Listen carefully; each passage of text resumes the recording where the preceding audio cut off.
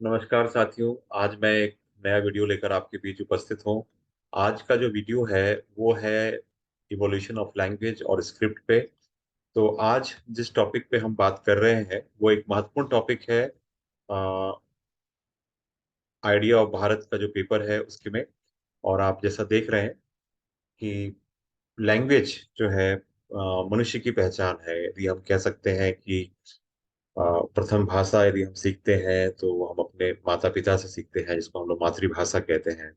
और बेसिकली चाहे हम पढ़े लिखे हों या ना हो, हम जो भी चीज कह सकते हैं, जो लैंग्वेज होता है मीन्स ऑफ कम्युनिकेशन होता है, जिससे हम अपनी बात दूसरे तक पहुंचा सके, दूसरे को समझा सके। और अक्सर ये देखा गया है कि अ, अक्सर ये देखा गया है कि जो लैंग्वेज को लेके हम लोग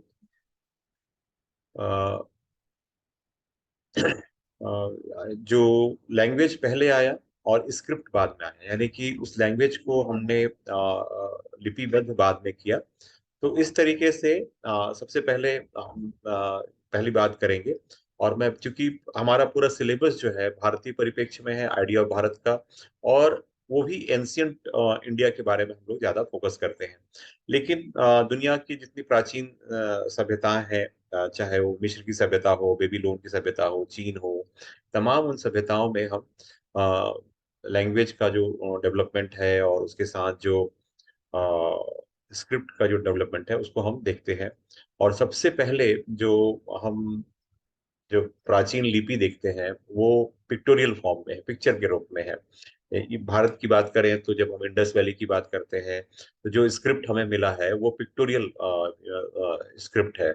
उसको अभी तक हम डेसिफर नहीं कर पाए, इसको हम अभी तक पढ़ नहीं पाए। हालांकि अलग अलग विद्वान दावा करते हैं, लेकिन उसमें अभी तक हम सफलता नहीं मिली है।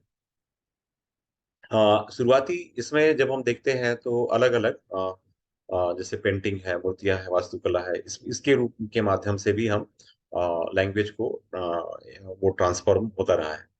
और इसमें यदि हम आगे बात करें, भारत की जब हम बात करते हैं तो भारत एक मल्टीलिंगुअल कंट्री है, मतलब बहुभाषी क्षेत्र है।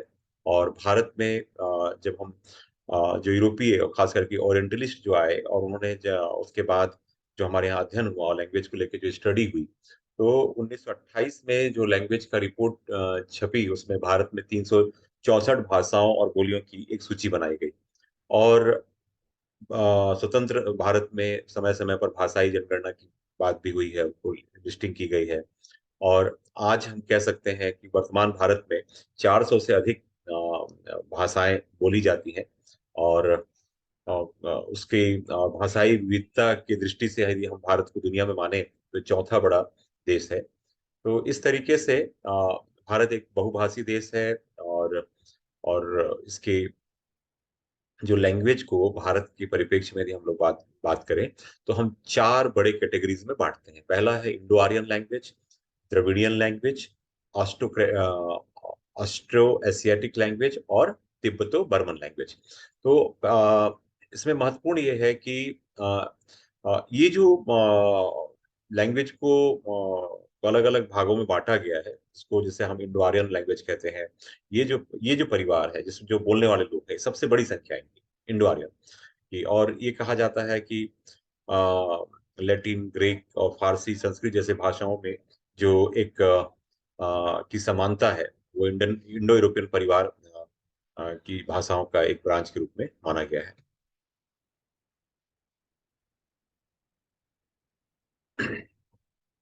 आर्यन लैंग्वेज जिसको हम लोग कह रहे हैं, उसका ये माना जाता है कि उसका इतिहास जो है लगभग 3,500 साल पुराना है। यानी कि इसको आप समझिए कि जो ऋग्वेदिक काल है, जो ऋग्वेदिक काल यदि अभी अभी हम लोग जो 21वीं शताब्दी में है, तो 21वीं शताब्दी में और उसके पहले 1500 साल पहले, यानी कि लगभग 3,500 साल पहले आर्यन लैंग्वेज के बारे में हम बात करते हैं।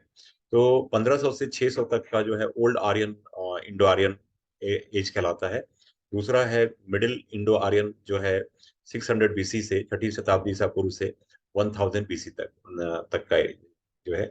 और उसके बाद न्यू इंडो आर्यन का जो है वो है 6वीं शताब्दी से और 13वीं शताब्दी तक का एरा माना जाता है।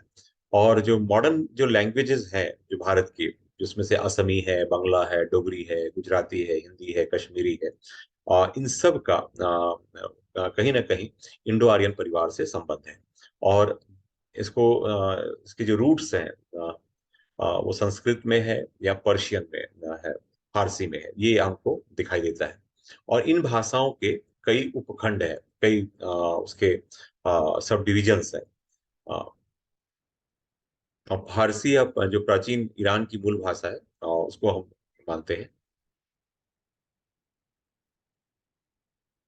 और ये भारत में जो फारसी लैंग्वेज है वो मोहम्मद गजनवी के महमूद गजनवी के जब अटैक किया 1000 BC 1000 ईस्वी में, 1000 ईस्वी में जब भारत पर आक्रमण किया, उसके बाद फिर मोहम्मद गोरी और दिल्ली सल्तनत का जो कार्यकाल हम देखते हैं, उस समय बेसिकली फारसी लैंग्वेज वो हमारे लैंग्वेज का एक हिस्सा बना।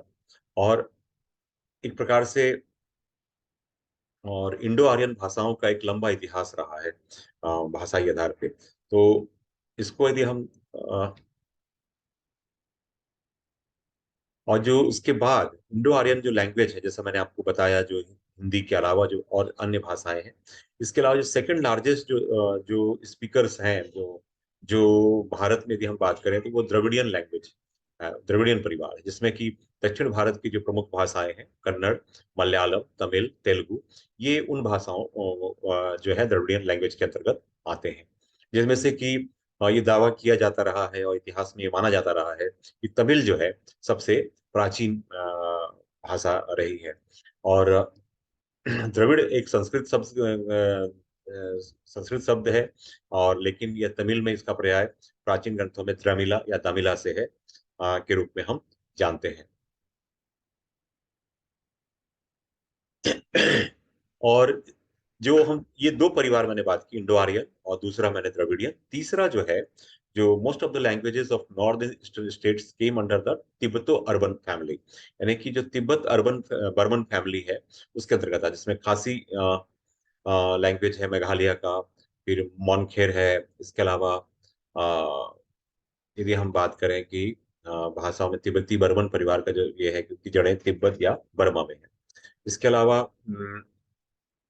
वर्तमान में पूर्वोत्तर में इंडो आर्यन और ऑस्ट्रो एशियाटिक सहित अन्य भाषाओं के परिवार की संख्या भी हम देख पाते हैं। अब लेकिन इसमें एक महत्वपूर्ण बात यह है कि जो असम में जो असमिया बोली जाती है वो इंडो आर्यन भाषा की, लेकिन इसके अलावा जो दूसरी भाषाएं हैं, जैसे मेघालय में बोले जाने वाली खासी और जैंतिया जो भाषा है, वो ऑस्ट्रो एशियाटिक भाषा है।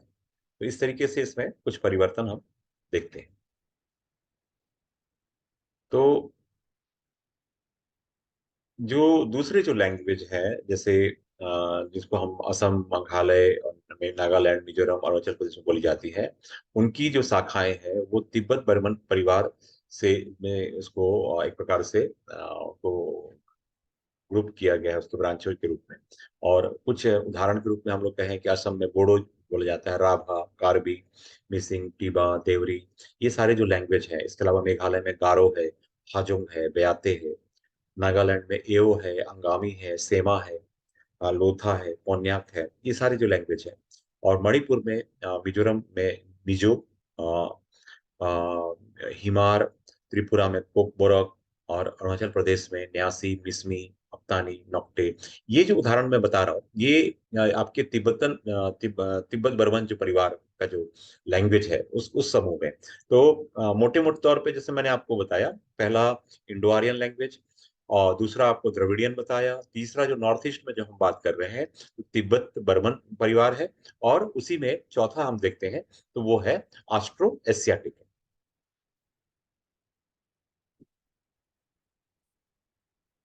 इसके अलावा एक और है जो निकोबारी लैंग्वेजेस ऑफ अंडमान और निकोबार में जो बोली जाती है, और वो ऑस्ट्रो एशियाटिक फैमिली के की है, और उसमें बहुत सारी बोलियां हैं जो अलग अलग इसमें फैली हुई हैं। और भारत के ऐतिहासिक, सांस्कृतिक और दार्शनिक विकास में सभी भाषाओं की महत्वपूर्ण भूमिका। निश्चित ही आप कह सकते हैं कि सारे लैंग्वेज इनकी खूबसूरती ये है कि यदि हम ये कहते हैं कि संस्कृत हमारा जो, सबसे प्राचीन लैंग्वेज है या तमिल है, तो सबकी अपनी एक विशेषता है और सबके बीच में एक सिंक्रोनाइजेशन है, आपस में एक गहरा संबंध है। और एक कह सकते हैं सांस्कृतिक रूप से ये जो विभिन्नता है और इसमें कहीं ना कहीं रूट्स में एक कॉमन चीजें हमें दिखाई देती हैं। जैसे कई भाषाओं में संस्कृत है, तमिल, तेलुगु, मलयालम, कन्नड़, उड़िया, इनको हम लोगों ने भारत में इसमें क्लासिकल लैंग्वेज या शास्त्रीय भाषाओं का दर्जा दिया गया है। और इनका ये माना जाता है कि ये लगभग 1500 से 2000 साल की जो प्रारंभिक ग्रंथ है, ये पुरानी है। इनको इसको हम क्लास तो बच्चों आपको ध्यान रखना है कि क्लासिकल लैंग्वेज के अंतर्गत संस्कृत है, तमिल है, तेलुगु है, मलयालम है, कन्नड़ है और उड़िया है। ये क्लासिकल लैंग्वेज है। यानी कि इनका इतिहास जो ट्रांसक्रिप्ट होने का जो है वो 1500 से 2000 साल पुराना है। और जिसमें से कि दो अलग अलग दावे किए जाते हैं। एक दावा ये है कि तमिल सबसे प्राचीन भाषा है, दूसरी कि संस्कृत को प्राचीनतम भाषा मानी जाती है। तो इसको लेकर कुछ विवाद है, लेकिन फिर भी हम ये मान लें कि तमिल और संस्कृत प्राचीनतम भाषा में से एक है।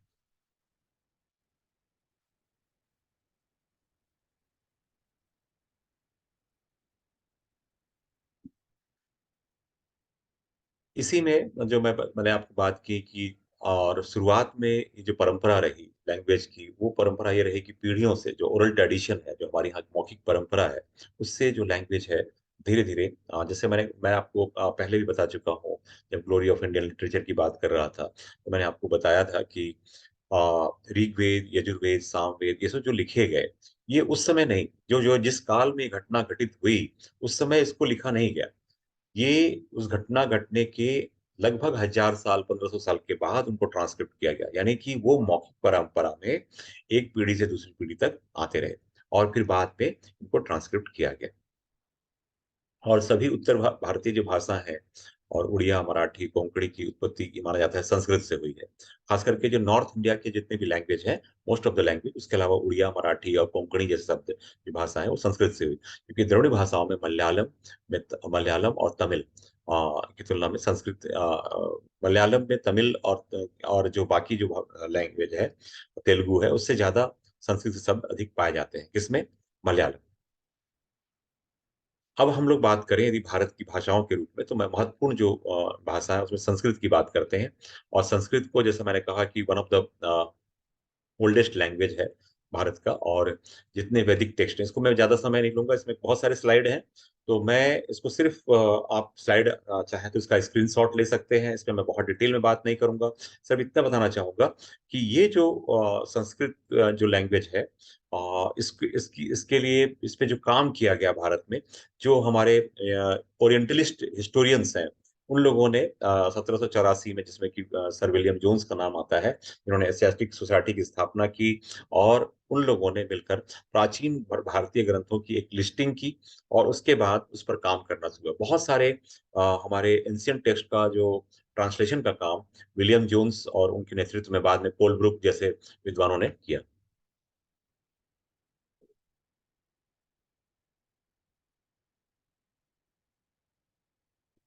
और उसके बाद मैंने जिस नाम लिया, हेनरी थॉमस कॉलब्रुक जो थे, उन्होंने डाइजेस्ट ऑफ हिंदू लॉ, जो मनुस्मृति वगैरह का अनुवाद करवाया। इसके अलावा चार्ल्स विल्किंस थे, जिन्होंने भगवत गीता का अनुवाद करवाया। चार्ल कॉलिन मैकेंजी ने बहुत सारे संस्कृत ग्रंथों का करवाया। इसके अलावा हॉरिस हेमन विल्सन ने ऋग्वेद का अनुवाद करवाया। कालिदास के मेघदूत का अंग्रेजी में अनुवाद कराया। इस प्रकार से बहुत सारे। और जेम्स प्रिंसेप, जिनका नाम बहुत आदर से लिया जाता है, इन्होंने ब्राह्मी और खरोष्टी भाषा को लगभग 1837 में जब अशोक का अभिलेख को पहली बार डिसिफर किया था और खोजा था, पढ़ने में सफलता मिली। और इसके अलावा सर मोनियर विलियम्स ने कालिदास की शकुंतलम का अनुवाद कराया। तो आप देख रहे हैं कि फ्रेडरिक मैक्स मुलर कभी भारत नहीं आए। और बहुत सारे ऐसे विद्वान हैं जो भारत नहीं आए, लेकिन भारत के ग्रंथों को जो संस्कृत के ग्रंथ थे उनको, उनका ट्रांसलेशन का काम किया, उन पर बड़ा काम किया। मैक्स मुलर उन्हीं में से ऐसे विद्वान रहे जो भारत कभी नहीं आए। जर्मन विद्वान है।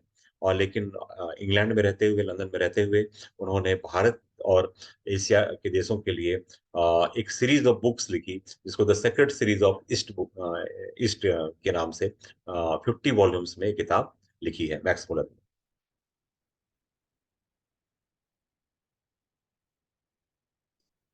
तो इस तरीके से देखते हैं कि जो यूरोपीय विद्वान थे, जिसमें से कि विलियम जोन्स से लेके मैक्स मुलर तक की, जो देखते हैं कि वो भारतीय भाषाओं में, खास करके संस्कृत भाषा पे बहुत उनके ग्रंथों पे काम किया। और वैदिक जो लोग हैं, उसको, संस्कृत को देववाणी माना जाता है, ईश्वर की वाणी के रूप में इसको माना गया है। और ऐसा माना जाता है कि वाल्मीकि रामायण में इसका प्रयोग पहली बार किया गया। और भाषा के रूप में संस्कृत की उत्पत्ति और विकास जो है 3 चरणों में हुआ। पहला वैदिक संस्कृत, जो 1500 से लेके 1500 ईसा पूर्व से लेके 500 ईसा पूर्व के बीच में हुआ, जो प्रारंभिक चरण कहलाता है। इसमें सारे वैदिक ग्रंथ, यानी कि चारों वेद, ब्राह्मण ग्रंथ, आरण्यक और कुछ शुरुआती उपनिषद लिखे गए। और उस समय ये माना जाता है कि इंडो यूरोपियन भाषाओं का संस्कृत के साथ घनिष्ठ समानता थी। देखिए, लेकिन ये एक बात और ध्यान रखिए, और इसको समझना होगा कि जब हम आइडिया ऑफ भारत की बात कर रहे हैं साथियों, तो एक बात मैं आप लोगों को बताना चाहता हूँ कि जो भारतीय भाषाओं पे जो बहुत बड़ा काम किया है, वो यूरोपियन विद्वानों ने किया। इसलिए इसमें बहुत सारा मत वो अपने हिसाब से, अपने इंटरप्रिटेशन के हिसाब से करते हैं। इसलिए कई बार यूरोपीय विद्वान ये कहने में हिचकते नहीं है कि संस्कृत का संबंध यूरोपीय लैंग्वेज के साथ है। तो ये हमको समझना पड़ेगा। इंडो आर्यन जब कह रहे हैं, तो आपको भ्रमित होने की जरूरत नहीं है। इंडो यानी कि भारतीय, आर्यन यानी कि, अब आर्य, जैसा कि उनकी थ्योरी है, मैक्स मुलर की थ्योरी है कि आर्य जो है मध्य एशिया से आए थे, और इस प्रकार की बातें, तो इस प्रकार की एक थ्योरी स्टैब्लिश की गई और ये बताने का प्रयास किया गया कि संस्कृत भारत की लैंग्वेज नहीं रही, वो बाहर से आई। लेकिन ये बहुत विवादास्पद रहा। और आज जो नए रिसर्चेज आ रहे हैं, उसमें ये स्पष्ट हो चुका है कि संस्कृत भारत की बाहर की लैंग्वेज नहीं थी, भारत की ही लैंग्वेज थी। क्योंकि इसके बाद संस्कृत में जिस प्रकार के ग्रंथ लिखे गए, ऐसे ग्रंथ दुनिया में कहीं नहीं दिखाई देते। और यदि वो मध्य एशिया से आए थे और वहां पे थे, तो ऐसे ग्रंथ वहां पे मिलने चाहिए। तो ये दावा मैक्स मुलर का हो चाहे अन्य विद्वानों का, ये अपने आप में खारिज हो जाता है। तो साथियों, इस बात को सब हमको पढ़ते समय पढ़ना तो पड़ेगा, क्योंकि उसका क्लासिफिकेशन उन्हीं यूरोपियन विद्वानों ने किया है। लेकिन पढ़ते समय हमारे दिमाग में किसी प्रकार का भ्रम नहीं होना चाहिए कि संस्कृत एक विदेशी लैंग्वेज रही या बाहर से आई, या आर्यन जो थ्योरी है। क्योंकि जो मैक्स मुलर ने पूरा जो षड्यंत्र किया और ये बताने का प्रयास किया कि आर्य बाहर से आए थे और यहाँ आकर अत्याचार किए और तमाम चीजें, ये अपने आप में बहुत दुखद है। और इसको इसको लेके बहुत काम किया गया है। बहुत सारे इंडोलॉजिस्ट ने इस पर काम किया है, साहित्यकारों ने काम किया है, इतिहासकारों ने काम किया है। और आपको नाम बता दूं कि रामविलास शर्मा ने इस पर काम किया और इस थ्योरी को एक प्रकार से इसका खंडन किया है।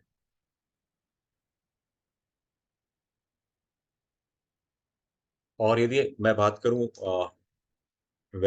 इसके बाद सेकंड स्टेज जो है, जो मैंने पहला स्टेज बताया कि जो वैदिक काल से लेके था, सेकंड स्टेज जो है वो 500 ईसा पूर्व के बाद का है, जिसमें पाणिनि की अष्टाध्यायी नाम की जो किताब है, और जिसको जानते हैं आप, पाणिनि की जो अष्टाध्यायी है व्याकरण की, बहुत ही बेहतरीन किताब के रूप में हम समझ सकते हैं।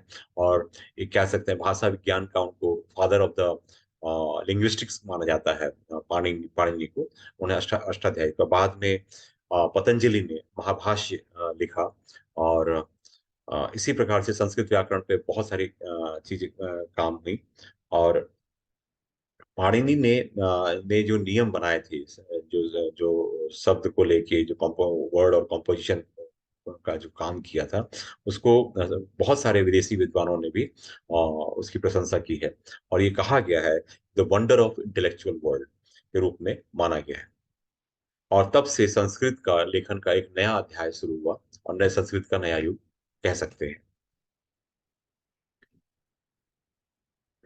इसके अलावा जो भारत में की बात बात करें, तो दो महाकाव्य रामायण और महाभारत की रचना हुई। कालिदास की जो 7 ग्रंथ हम देखते हैं, अभिज्ञान शाकुंतलम से लेके मालविकाग्निमित्र, मेघदूतम, और तो ये सारे जो ग्रंथ हैं वो संस्कृत में ही लिखे गए। इसके अलावा गुप्त काल में जितने ग्रंथ लिखे गए, वो सारे संस्कृत में लिखे गए। अशोक घोष का बुद्ध चरित, शूद्रक का मिच्छकटिकम, वात्सायन का कामसूत्र, ये सारे ग्रंथ, चाहे नारद स्मृति हो, बृहस्पति स्मृति हो, भारवी का किरातन जुनियम हो, विशाख दत्त का मुद्रा राक्षस हो, ये मैं बताने का प्रयास ये कर रहा हूँ कि संस्कृत की जो लिगेसी रही है, जो परंपरा रही है, वो ऋग्वेद से लेके हम गुप्त काल तक एक देखते हैं कि समृद्ध परंपरा रही, और ये उत्तरोत्तर इसमें तरक्की ही होती रही। और सही मायने में हम कहें तो संस्कृत ने पूरे उपमहाद्वीप को एक सामान्य सांस्कृतिक बंधन में जोड़ा है। और इसमें कहने में कोई हिचक नहीं है कि ये जो यहाँ के सामान्य लोग थे, ये बात सही है कि कि ये जो भाषा रही है, संस्कृत सामान्य जन की भाषा नहीं, विद्वानों की भाषा रही, ये बात हमेशा कहा गया है। और लेकिन इसका इसका इसके विपरीत यदि आप समझें, तो बहुत सारे बौद्ध ग्रंथों का भी जो संकलन किया गया है, जो रचना की गई है, वो संस्कृत में गई है। इससे लगता है कि ये दावा सही नहीं। हालांकि ये भी बात सही है कि इसके पैरेलल जो दूसरी जो लैंग्वेज है, जो उसको मैं बात करूंगा, चाहे पाली हो चाहे प्राकृत हो, ये भाषाएं भी हमारे यहाँ रही।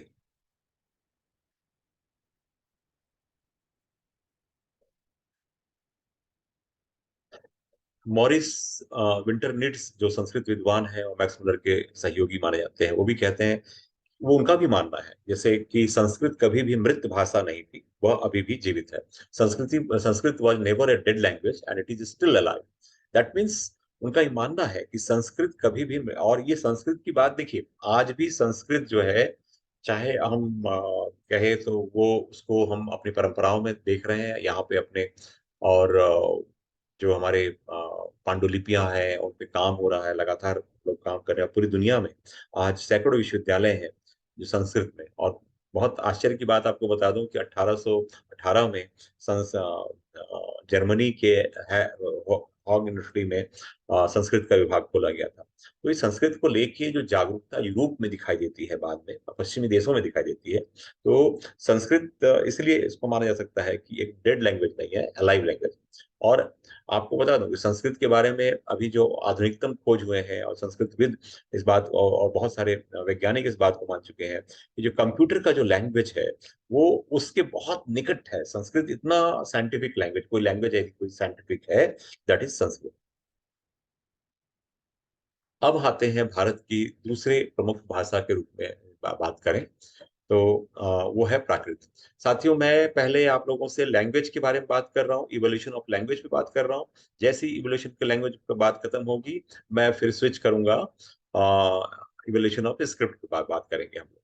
तो प्राकृत जो शब्द है, वो इसको भारतीय भाषाओं के समूह का ही नाम है, और इसको यह समझा जाता है कि संस्कृत से ही ये उत्पन्न हुआ है।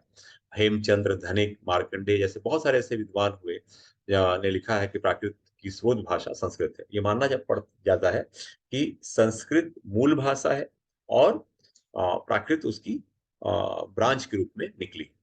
लेकिन ये माना जाता है कि ये जो भाषा है, वास्तव में जो यहाँ के जो जो लोग पहाड़ों में या जंगलों में रह रहे थे, जो उनको मूल निवासी माना गया, तो वो लोग, उनकी स्थानीय बोलियां थी। और कुछ प्राकृतिक भाषाएं में जो आती हैं, पाली आती है, सौरसेनी आती है, मगधी आती है, अर्धमागधी आती है, इस टाइप से महाराष्ट्री और गांधारी, ऐसे कुछ भाषाएं हैं जिनको हम मानते हैं। और इन भाषाओं का जो उल्लेख है, वो तीसरी शताब्दी ईसा पूर्व से लेकर 8वीं शताब्दी के आसपास हम भारत में देखते हैं।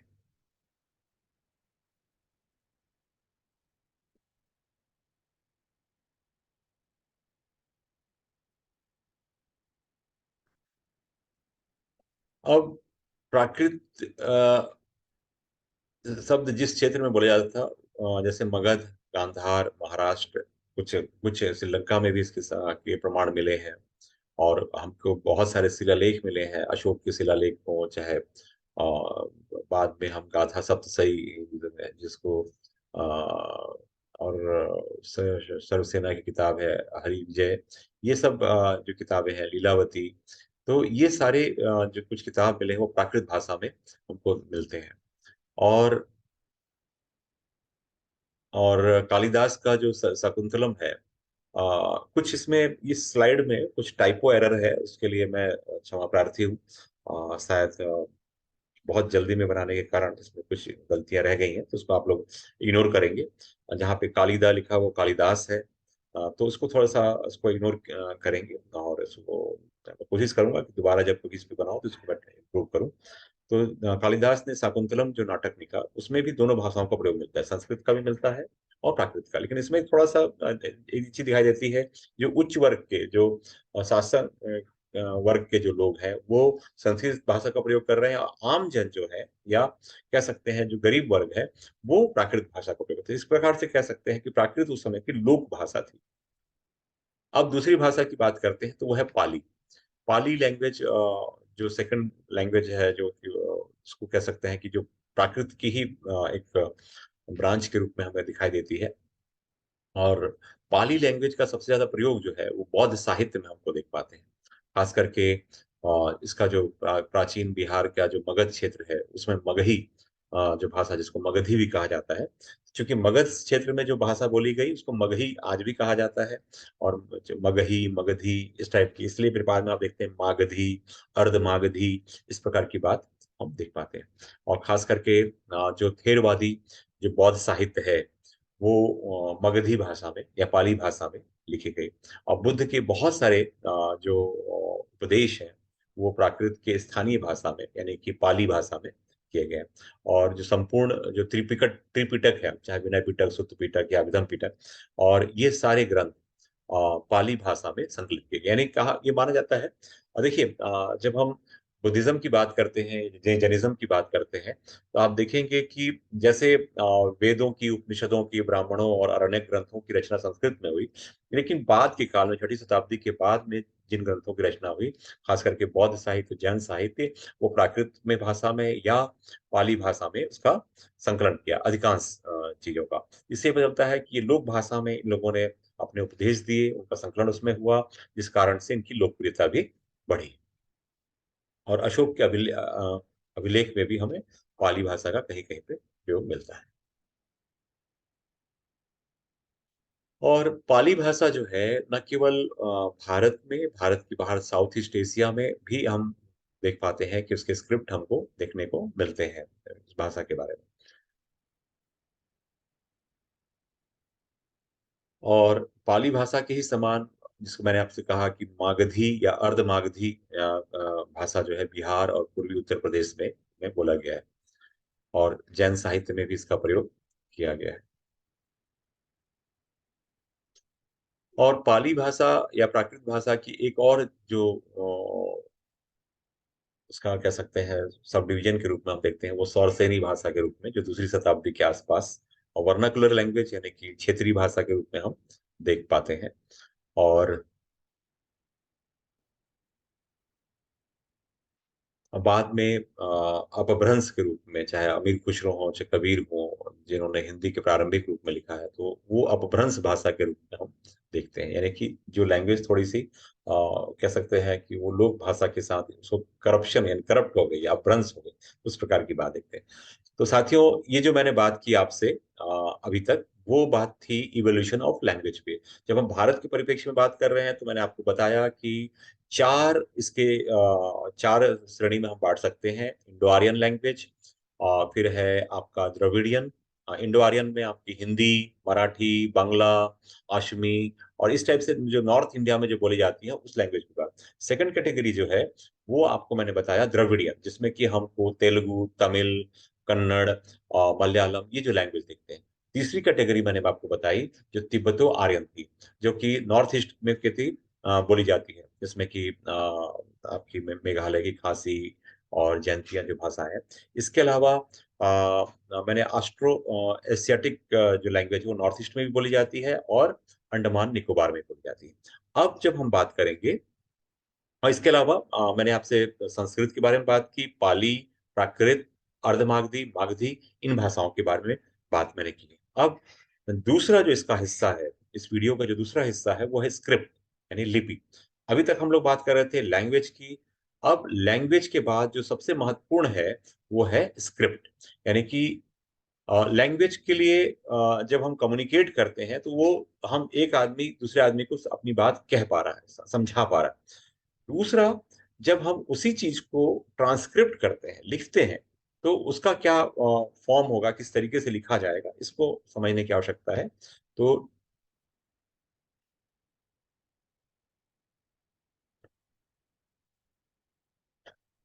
प्रश्न ये उठता है कि भारत में सबसे प्राचीन भाषा संस्कृत में थी, तो प्रश्न ये भी आता है कि ये किस लिपि में लिखी गई।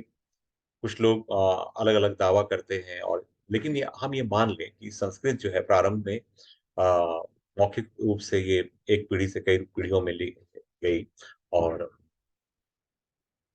अष्टाध्यायी के जो लेखक है पाणिनि, वो संस्कृत शब्द जो है कल में लिपि का करते हैं, लेकिन कौन सी लिपि ये ज्ञात नहीं थी। बौद्ध परंपरा में भी 64 लिपियां थी, जिनमें ब्राह्मी लिपि सबसे अधिक प्रचलित थी। इसकी एक अन्य जो लिपि है वो खरोष्ठी लिपि थी। तो खास करके भारत में जो लिपियों का जो हम देखते हैं उसमें ब्राह्मी लिपि और दूसरी खरोष्ठी लिपि की बात होती है। इसके अलावा लिपियों की बात करेंगे तो देवनागरी लिपि है, फिर है आपकी शारदा लिपि है, तिलागिरी है, और इंडस वैली में भी हम देखते हैं।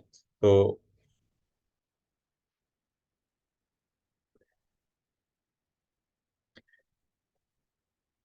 पहला जो स्क्रिप्ट है उस पर यदि हम लोग बात करें तो वो है इंडस स्क्रिप्ट यानी सिंधु लिपि। लेकिन मैंने आपको पहले बताया था कि सिंधु लिपि को आज तक इसको ये बताया नहीं जा सका है कि क्या है। और खास करके जो सिंधु लिपि हमको देखने मिलती है वो पिक्टोरियल फॉर्म में है। और ये जो लिपि है इसको हम देखते हैं कि ये उनके जो सिक्के मिले हैं, जो उनकी जो मोहरें मिली हैं, उस पे बहुत कुछ अंकित है, और उससे पता चलता है, और उनकी लैंग्वेज के बारे में जानकारी मिलती है। दूसरी जो लिपि है जो बहुत महत्वपूर्ण है, यदि भारत की बात करें तो वो है ब्राह्मी लिपि।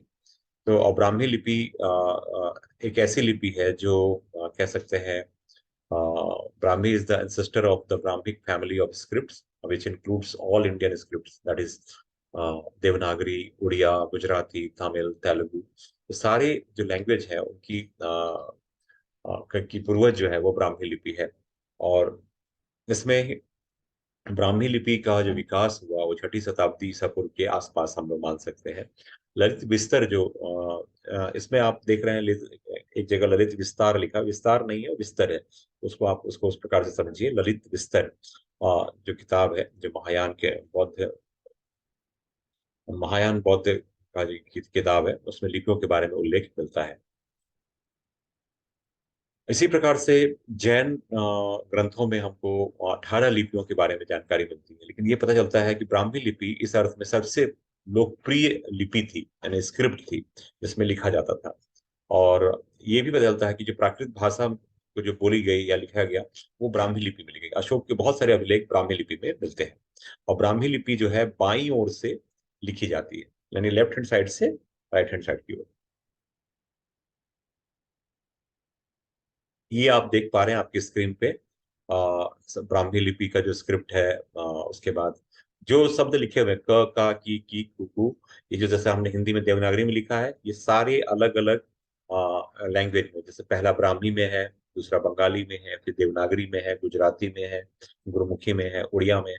ये सारे अलग अलग भारतीय, तो उसको मैंने एक सैंपल के रूप में समझने के लिए, ये लिपि है, इसमें किस प्रकार के परिवर्तन या अंतर दिखाई देते हैं आप इसको देख पा रहे हैं। जैसे आप देख रहे हैं नीचे में, तमिल को देखिए, मलयालम को देखिए, और कन्नड़ को देखिए, तो इसमें आपको कुछ सिमिलैरिटी दिखाई दे रही है। तो क्या सिमिलैरिटी दिखाई रही है, थोड़ा पिक्टोरियल फॉर्म में ही दिख रहे हैं। तो ये थोड़ा, और इसमें कुछ समानता है, जो सिंहलीज है या कन्नड़ का है, तेलुगु है, तमिल है, तो ये इसमें सबसे कठिन मुझे दिखाई देता है वो मलयालम और तमिल दिखाई दे रहा है। तो इस प्रकार से ये पूरे लैंग्वेज स्क्रिप्ट्स हैं। हम लोग बात कर रहे हैं ब्राह्मी पे ही बात कर रहे हैं आगे। और ब्राह्मी लिपि के बारे में ये माना जाता है कि बहुत सारी उसमें विविधताएं हैं। जैसे अशोक के समय जो लिपि मिलती है वो सबसे पुरानी ओल्ड ब्राह्मी कह सकते हैं, जो अर्लियर ब्राह्मी कहला सकती है। कुषाणों के समय जो हमें लिपि मिलती है वो उसको मिडिल ब्राह्मी या मध्य ब्राह्मी कहा जाता है। गुप्तों के समय में जो लिपि मिली, इस प्रकार से अलग अलग समय में लिपि का विकास हम देख पाते हैं। और ब्राह्मी लिपि जो है कि बाद में गुप्त काल में जो जिन लिपियों का विकास हम देखते हैं, तो वो एक प्रकार से ब्राह्मी लिपि का ट्रांसफॉर्मेशन है नागरी लिपि। वही नागरी लिपि बाद में चल के वो देवनागरी में बदलती है। तो इस प्रकार से ब्राह्मी लिपि का ट्रांसफॉर्मेशन हम देख पाते हैं। इसी प्रकार से शारदा लिपि का जो हम 8वीं से 12वीं शताब्दी के बीच में पश्चिमी भाग में हम देखते हैं उसका। इसके अलावा जेम्स प्रिंसप जो ओरिएंटलिस्ट विद्वान थे, और मैंने पहले भी आपको बताया कि एशियाटिक सोसाइटी और बंगाल के जो कुछ श्रेय दिया जाता है ब्राह्मी और खरोष्ठी लिपि को पढ़ने का। उन्होंने अशोक के अभिलेख 1837 में पहली बार पढ़े थे।